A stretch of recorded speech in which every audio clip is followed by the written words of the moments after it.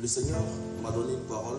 Il dit, je serai avec vous comme j'ai été avec Joseph. L'Éternel sera avec toi comme il a été avec Joseph. La Genèse 37, versets 3 à 5.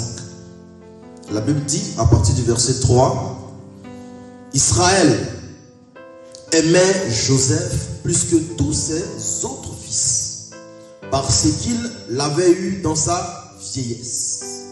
Et il lui fit une tunique de plusieurs couleurs. Ses frères virent que leur père l'aimait plus que tous, et ils le prirent en haine. Ils ne pouvaient lui parler avec amitié. Et Joseph eut un songe, et il le raconta à ses frères, qui le haïrent encore davantage. Ils le haïssaient, mais après le songe, ils le haïrent encore davantage. Alléluia. Gloire à Jésus. Bien-aimés, nous savons que Joseph a rencontré dans sa vie beaucoup de difficultés, beaucoup d'épreuves. Son parcours a été semé de souffrances qui se succédaient, de souffrances à répétition. Mais tout a commencé par la haine de ses frères. La Bible dit que ses frères le haïssaient. Et c'était la racine de tous ces maux. Parce que c'est par là, la haine de ses frères, que tout a commencé. Mais pourquoi est-ce que ses frères le haïssaient? Ses frères de Joseph le haïssaient pour deux raisons que la Bible mentionne ici. La première raison, c'est que leur père Jacob, que Dieu a établi Israël par la bénédiction de son ange, la Bible dit que cet homme, Israël, aimait Joseph plus que tous ses frères. Amen. Et ça suscitait la jalousie, la haine contre Joseph. Et deuxième raison, c'est que au travers des songes que Joseph racontait à ses frères, au travers de la vision prophétique du songe, ses frères voyaient en Joseph le choix de Dieu. Ils voyaient que parmi eux tous là, c'est Joseph que Dieu a choisi. Donc non seulement le père de Joseph l'aime plus que tous, mais en plus de cela, c'est Joseph que Dieu a choisi. Et à cause de ça, ses frères le haïssaient profondément. Moi je dis que la haine est pire que la jalousie. En tant que prédicateur de la parole de Dieu, je bannis ces deux choses dans les familles, la haine et la jalousie. Lorsqu'il y a la haine dans une famille, entre les frères, entre les membres d'une même famille, la famille ne peut pas connaître la paix, l'harmonie. Lorsqu'il y a la haine dans un pays, dans une nation, dans un monde, le pays, la nation, le monde ne pourra pas connaître l'unité, la cohésion sociale, un développement rapide. Amen. La haine, on ne pourra pas l'éviter. C'est ce que Jésus nous a dit dans le livre de Jean 15, verset 18-19. Il dit, si le monde vous hait, parce que c'est des choses qui vont venir en tant que chrétien. Lorsque tu donnes ta vie à Jésus-Christ, lorsque tu fais de Jésus ton Seigneur et ton Sauveur, lorsque tu décides de marcher à sa suite, tu vivras ce qui a caractérisé sa vie. Jésus dit, si le monde vous hait, sachez qu'ils m'ont haï en premier. J'ai été haï d'abord avant vous. Parce que celui qui marche à ma suite, c'est des choses qu'il va connaître. Parce que les ennemis sont nombreux et ils sont tapis dans ce monde. Dès que tu commences à donner ta vie à Jésus, à marcher avec lui, tu vas connaître la haine du monde. Amen. Ils vous haïront parce que je vous ai choisi au milieu du monde. Et 1 Jean 3 verset 13 dit, ne vous étonnez pas quand le monde vous haïra. Je t'annonce ce matin, chrétien que tu es, au milieu des hommes, au milieu de leur haine, au milieu de la haine des esprits des ténèbres, au milieu de la haine de la sorcellerie, au milieu de la haine de tes frères, au milieu de la haine dans ta famille, au milieu de la haine dans ton travail, Jésus-Christ sera et est avec toi. Alléluia. Jésus est avec toi. Voilà pourquoi je dis, l'Éternel sera avec toi comme il a été avec Joseph. Parce qu'au milieu de la haine qu'a connue Joseph, au travers des sentiments de ses frères, Dieu ne l'a jamais laissé au milieu de la haine. La main de Dieu ne s'est pas répandue des songes qu'il donnait à Joseph.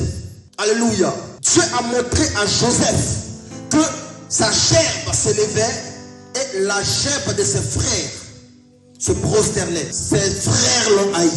Mais Dieu a envoyé encore un autre songe. Parce que Dieu ne s'est pas répandu de sa promesse lorsque ses frères ont commencé à lui haïr. Dieu a envoyé un autre songe. C'était plus des gerbes, mais c'était des étoiles. Joseph a vu 11 étoiles. Le soleil et la lune se prosternaient encore devant lui. Alléluia. La haine des hommes ne va pas empêcher Dieu de te bénir.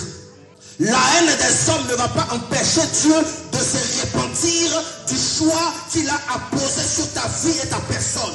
La haine des hommes ne va pas amener Dieu à se détourner de toi. Dieu sera avec toi comme il a été avec Joseph. Et la haine va toujours engendrer, va toujours enfanter les complots.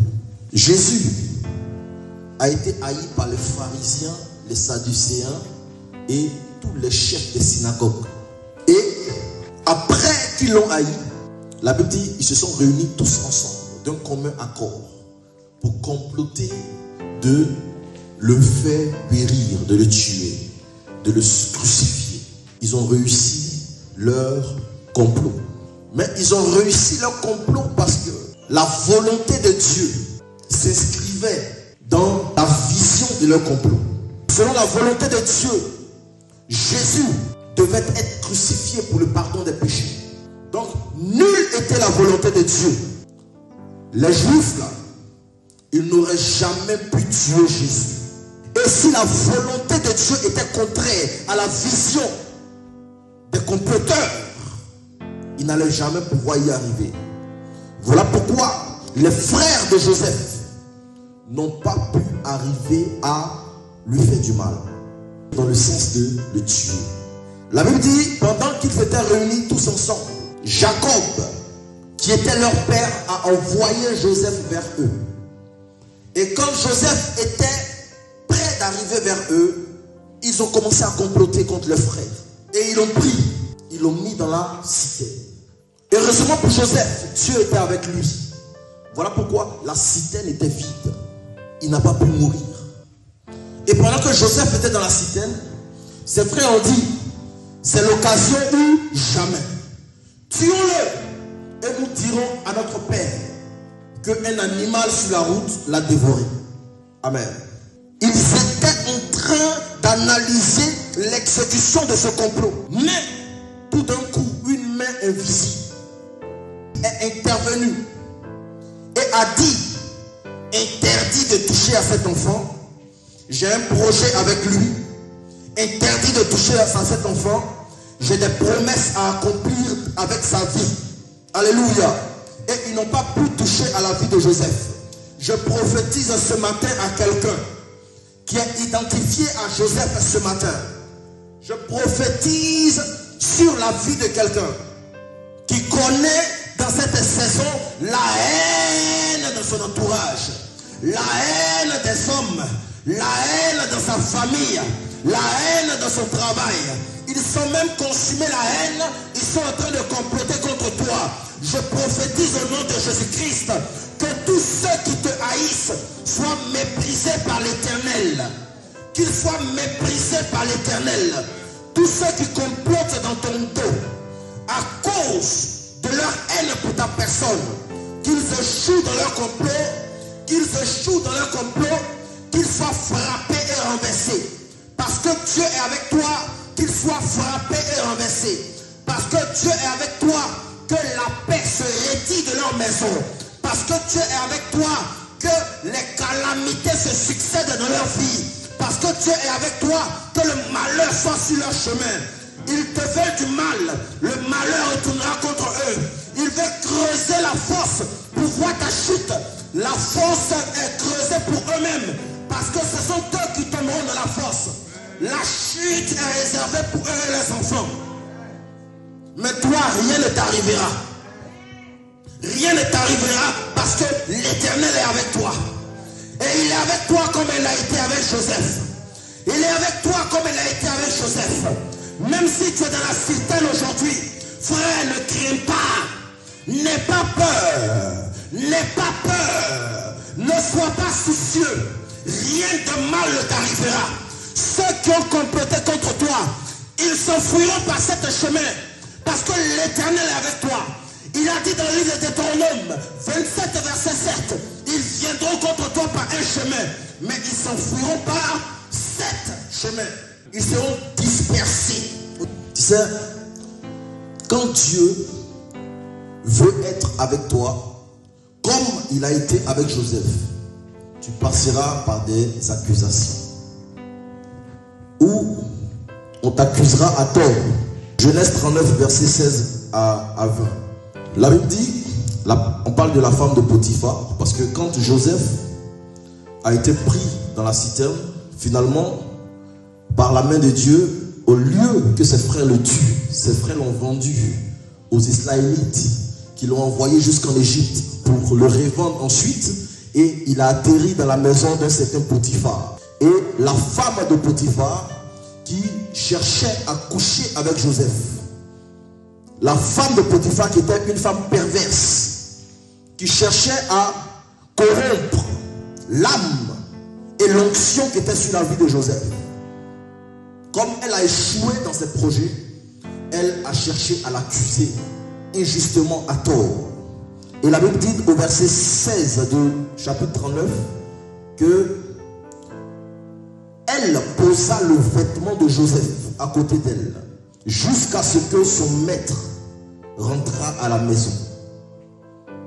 Alors elle lui parla ainsi. Elle dit, l'esclave hébreu que tu nous as emmené est venu vers moi pour se jouer de moi. Et comme j'ai élevé la voix et que j'ai crié, il a laissé son vêtement à côté de moi et s'est enfui dehors. Après avoir entendu les paroles de sa femme qui lui disait, voilà ce que m'a fait ton esclave, et le maître de Joseph fut enflammé de colère.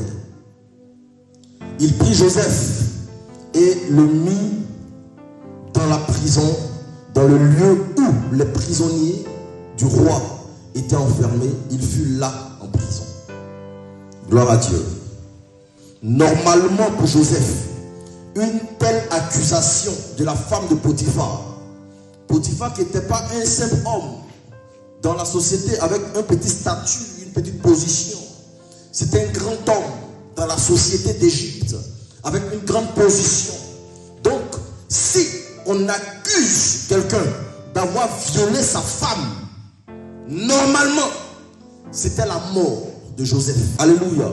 La femme de Potiphar s'attendait à ce que ça soit fini pour Joseph. Dis avec moi, c'est pas encore fini. Parce que Dieu est avec moi. La femme de Potiphar s'attendait à ce que ce soit fini pour Joseph. Mais à la grande surprise de tous, je prophétise ce matin. À la grande surprise de tous, au lieu de te voir à terre, alléluia, à la grande surprise de tous, au lieu de te voir dans un cercueil, à la grande surprise de tous, au lieu de te voir dans la chute et dans l'humiliation, à la grande surprise de tous, au lieu de te voir dans la défaite, dans la moquerie, à la grande surprise de tous, au lieu de te voir dans le trou et de demeurer là-bas, ils te verront tout d'un coup en haut, assis sous un trône très élevé. Alléluia. Alléluia. C'est Dieu qui va faire cela pour toi. La femme de Potiphar s'attendait à ce que ce soit fini. Mais à sa grande surprise, la Bible nous dit, au lieu d'exécuter Joseph, Potiphar décide de le mettre en prison. Alléluia. Qu'est-ce qui s'est passé? L'Éternel était avec Joseph. Lorsque Dieu est avec toi, rien ne peut t'arriver si Dieu n'a pas dit son dernier mot. Oh, ça c'est fort. Je dis, lorsque Dieu marche avec toi, rien ne peut t'arriver si Dieu n'a pas encore dit son dernier mot. Même s'ils ont creusé la citerne pour t'attendre, même s'ils ont placé ton vêtement à côté d'eux, ils attendent que le maître arrive pour lui faire les faux rapports, les faux témoignages, inventer des choses pour nuire à ton image. Quand Dieu est avec toi, rien ne peut t'arriver. L'objectif ne sera pas atteint. Alléluia. L'objectif ultime pour lequel ils ont fait tout ça, ça ne va pas t'atteindre. Parce que Dieu est avec toi. Et Dieu était avec Joseph. Dieu était avec Joseph. Voilà pourquoi la Bible dit, lorsqu'ils ont pris Joseph, ils l'ont mis dans la prison. Là-bas encore, Dieu était avec lui. Et Dieu, la Bible dit dans Genèse 31, verset 21, que là-bas, l'Éternel fut avec Joseph. L'Éternel étendit sa main et sa bonté sur Joseph. Et il l'a mis en faveur aux yeux du chef de la prison. Lorsque Dieu est avec toi, il étendra toujours sa bonté sur ta vie. Lorsque Dieu est avec toi, il étendra toujours sa bonté sur ta vie. Lorsque Dieu est avec toi, il te positionnera et puis il te restaurera. Il te repositionnera. Alléluia. Je ne sais pas comment l'expliquer, je ne sais pas comment l'exprimer, mais je dis il te repositionnera. Ils t'ont mis à l'écart. Pour eux, à l'écart, tu allais perdre le talent. À l'écart, tu allais perdre le don. À l'écart, tu allais sécher. À l'écart, on n'allait plus te voir. À l'écart, on allait t'oublier. À l'écart, on allait te rejeter. À l'écart, tu étais dans le placard. Mais Dieu est avec toi. Il te repositionnera. Il tracera une nouvelle route. Il dira, bon, laisse-les. Laisse-les. Viens vers moi. Il y a un nouveau chemin que je veux tracer pour toi. C'est le chemin de la prison. Tu dis, mais Seigneur, pourquoi tu peux m'enlever de la maison de Potiphar pour m'envoyer sur le chemin de la prison? Père, pourquoi tu fais cela? Père, qu'est-ce qui arrive dans ma vie? Père, mais qu'est-ce que tu es en train de faire avec ma vie? Je ne comprends plus rien. Père, qu'est-ce qui arrive dans ma vie? Je suis confus. Père, pourquoi ce chemin? Le chemin de la prison, Seigneur. Pourquoi ce chemin? Le chemin de l'humiliation, Seigneur. Pourquoi ce chemin? Le chemin de l'humiliation. Mais mon nom n'est pas encore restauré de l'autre côté. Mon image qui a été salie n'est pas encore restaurée de l'autre côté. Seigneur dit, laisse, oublie là-bas, oublie ton image. Je le restaurerai par le chemin que je suis en train de tracer. Le chemin de la prison. Le chemin de l'humiliation. Joseph descend en prison, mais la Bible dit, Dieu ne le laisse pas. Dieu ne l'abandonne pas. Dieu est avec lui dans la prison. Et la bonté de Dieu ne l'a pas manqué dans la prison. La bonté de Dieu a demeuré sur Joseph. Il peut arriver que tu sois assis dans la prison, mais la bonté de Dieu ne t'a pas laissé. Il peut arriver que Dieu a gardé le silence dans ta vie, mais la bonté de Dieu ne t'a pas laissé. Il peut arriver que tu as humilié. On dit, oh là, ça finit pour lui. Mais frère, tu es sur un chemin. Dieu est avec toi comme il a été avec Joseph. Amen. Alléluia. Dieu veut que tu sois une solution à ce problème afin que tu deviennes élevé. Frère, Dieu peut fabriquer un problème parce qu'il veut que tu sois une solution. En Égypte, Dieu a fabriqué un problème. C'était une famine de 7 ans. Alléluia. Et qu'est-ce qu'il a fait? Il a pris le problème là. Il a placé le problème dans le songe de Pharaon. Il a pris la clé du problème. Il a placé ça dans Joseph. Alléluia. Le problème était dans le songe de Pharaon. Mais la solution au problème était en Joseph. La clé du problème était en Joseph. Le décodage du problème était en Joseph. Alléluia. C'est gâté. Il y a une élévation qui doit sortir. Il y a eu un problème. Et puis il a quitté là-bas une solution. Il est arrivé et dit E égale à MC carré. C'est qui? C'est pas dit, c'est Einstein. Alléluia. Gloire à Dieu. Il y avait un problème. Il est apparu avec une solution. Il est sorti avec un grand nom. Il est sorti avec une élévation. Parce que lorsqu'une solution est posée face à un grand problème, celui qui pose la solution sort élevé. Tu sortiras élevé cette année. Tu sortiras élevé cette année 2025. Là où il y avait des problèmes, là où les hommes fuyaient les problèmes, là où les femmes fuyaient les problèmes, toi tu te présenteras avec une solution parce que ton temps Kairos a sonné. Tu seras élevé. Sois élevé au nom de Jésus. Dis avec moi le temps Kairos. Le temps Kairos ne regarde pas ta position. Le temps Kairos ne regarde pas là où tu dors. Le temps Kairos ne regarde pas l'argent que tu as dans tes finances, dans tes comptes. Pour Joseph, lorsque le temps Kairos a sonné, lui il était en prison. Oublié, rejeté, méprisé, haï, abandonné. Amen. Maintenant je vois Pharaon assis sur son trône. Toujours, le problème n'est pas résolu. On a appelé les magistrats. On a appelé les magiciens. On a appelé ceux qui lisent dans les étoiles. On a appelé les satrapes. On a appelé les hommes sages. On a appelé tous les puissants hommes de l'Égypte. Mais là, le problème demeurait. C'est là que les chansons s'est rappelé de Joseph. Oh, en Joseph, Dieu avait placé la solution. C'est à cause de Joseph que Dieu a fabriqué ce problème-là. Cette famine de 7 ans, quand on envoie Joseph, oh, je te vois venir dans un lieu avec une solution. Je te vois apparaître quelque part avec une solution. Je te vois apparaître quelque part avec la clé. Je te vois apparaître quelque part avec le code. Je te vois apparaître quelque part avec des paramètres. Je te vois apparaître quelque part avec le décryptage. On ouvre les portes du palais. Un jeune homme apparaît. Ce que les gens ne savaient pas, c'est qu'en lui se trouvait la solution. Alléluia. Et ce jour-là, le problème de Pharaon a croisé la solution.